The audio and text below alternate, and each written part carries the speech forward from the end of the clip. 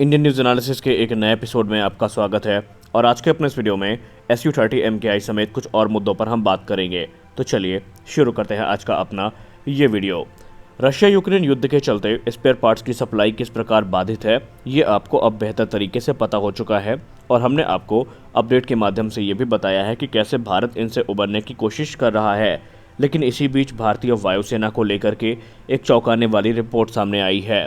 भले ही रशिया के साथ एक लॉन्ग टर्म एग्रीमेंट साइन किया गया हो कि रशिया भारत को टाइमली जो सप्लाईज हैं वो देता रहेगा, लेकिन रशिया यूक्रेन युद्ध के चलते जो स्पेयर पार्ट्स की सप्लाई है वो काफ़ी ज़्यादा प्रभावित हुई है। और ये इतनी ज़्यादा प्रभावित हो चुकी है कि इसका जो सीधा प्रभाव है वो भारतीय वायुसेना के SU-30 MKI फाइटर जेट्स की अवेलेबिलिटी रेट पर पड़ चुका है। जी हाँ, कुछ रिपोर्ट्स ये दावा करती हैं कि भारतीय वायुसेना के कुछ SU-30 MKI fighter jet grounded हो चुके हैं क्योंकि उनके लिए जो ज़रूरी स्पेयर पार्ट्स हैं वो रशिया से आ नहीं पा रहे हैं।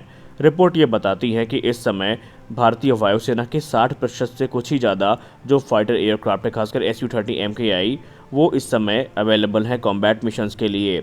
और इसके अलावा जो फाइटर जेट्स हैं या तो वो टेक्निकल रिपेयर से गुजर रहे हैं या फिर वो ग्राउंडेड हो चुके हैं। और उसका सीधा कारण ये है कि उनके मरम्मत के लिए, उनके देखभाल के लिए जो स्पेयर पार्ट्स की सप्लाई है वो रशिया से नहीं हो पा रही है। इसके बहुत सारे कारण हैं। सबसे बड़ा कारण तो ये है कि रशिया यूक्रेन युद्ध में जो सप्लाई चेन है वो बुरी तरीके से प्रभावित है।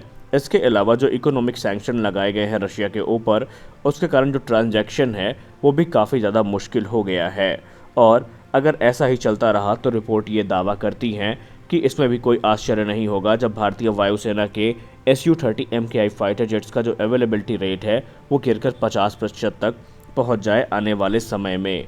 भारतीय वायुसेना इस चीज़ को लेकर के भरसक प्रयास कर रही है कि जो स्पेयर पार्ट्स की इन्वेंट्री है उसको सुचारू रूप से चालू रखा जाए और किसी प्रकार इनकी व्यवस्था करी जाए। लेकिन फ़िलहाल अभी हफ्ते 2 हफ्ते तक जो सप्लाई लाइन है इनके सुचारू रूप से शुरू होने की कोई उम्मीद दिखाई नहीं पड़ती है। और इसके लिए भारतीय वायुसेना जो अपनी इन्वेंट्री है उसको मैनेज करने की कोशिश कर रही है। और बताया तो ये भी जा रहा है कि जो वेरिएबल पार्ट्स हैं उनके कंजम्पशन में भी कमी लाने की कोशिश भारतीय वायुसेना के द्वारा की जा रही है। और अगर सप्लाई लाइंस रिज्यूम नहीं हुई या समय से जो सप्लाईज़ हैं वो भारत नहीं पहुंची तो इसमें भी कोई संदेह नहीं है कि भारतीय वायुसेना जो फ्लाइंग आवर्स हैं उनमें रिडक्शन करेगा और आने वाले समय में शायद आपको और भी अधिक जो भारतीय वायुसेना के प्लेन्स हैं वो ग्राउंडेड होते दिखाई पड़े। लेकिन कुछ अनऑफिशियल सोर्सेज ये भी कहते हैं कि अगर भारतीय वायुसेना को हफ्ते 2 हफ्ते तक स्पेयर पार्ट की सप्लाई सुचारू रूप से शुरू होती नहीं दिखाई पड़ती है तो ग्राउंडेड जो प्लेन्स हैं उनसे ही कुछ ज़रूरी जो पार्ट्स हैं, स्पेयर पार्ट्स हैं खासकर, उनका इस्तेमाल किया जाएगा दूसरे जहाज़ों की मेंटेनेंस में।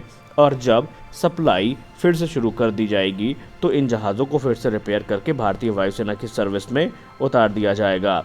हालांकि अभी जो कंडीशंस है वो इतनी ज़्यादा क्रिटिकल नहीं पहुंची हैं या इतना ज़्यादा एक्सट्रीम लेवल पे नहीं पहुंची हैं और भारतीय वायुसेना इनसे उबरने की कोशिश कर रही है।